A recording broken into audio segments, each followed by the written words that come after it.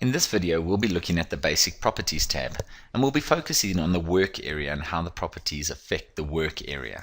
We find the Properties tab in Toolbar 3 or the side toolbar, and it's the fourth tab down. It works according to what's been selected in your work area. So if we start with a blank page, the properties will look at fill effects on how we can change the background color that we are using. You can have the gradient fill, you can have patterns, and if you want, you can put your own images in as a background. Once we start to add objects to the workspace, this is where the Properties tab will alter. So if we've got ink and we've written on it, you will see that we now have what we call line style.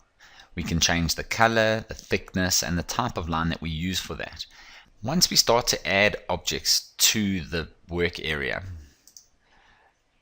this is where the properties will change. So if we were to go click on ink or writing that we've done, it would give us the properties that we can go and alter that ink. The color of the ink, the thickness that we want to use, and the type of line that we want to have in there. We could also click on the fill effects for this, and this would make the object transparency. This is a tool that people don't really use, but it's quite powerful. We can make it a lot more transparent and therefore hide it behind pictures or put it in front of writing or other pictures, and it has a good effect. If we look at text, you'll see the properties changed and my text style comes in, so I can change the font and the size, the usual properties that we could do. We find these properties also on Toolbar 2, but there's an extra 2 on the bottom, so we can have line spacing, add space after paragraphs to change that.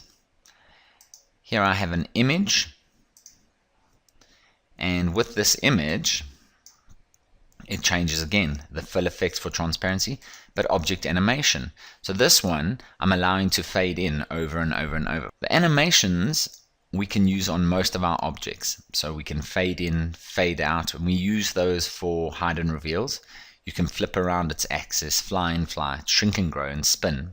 We can control the way in which these work through the speed, when it occurs, so whether it happens automatically when we open the page or we click on it, and how many times we want it to happen. Here I have a video. If I click on the video, you will see that none of the features are available for that video. It can't have any animations, I can't change the colors, so it just deals with the page recording, and we'll deal with page recording in another video.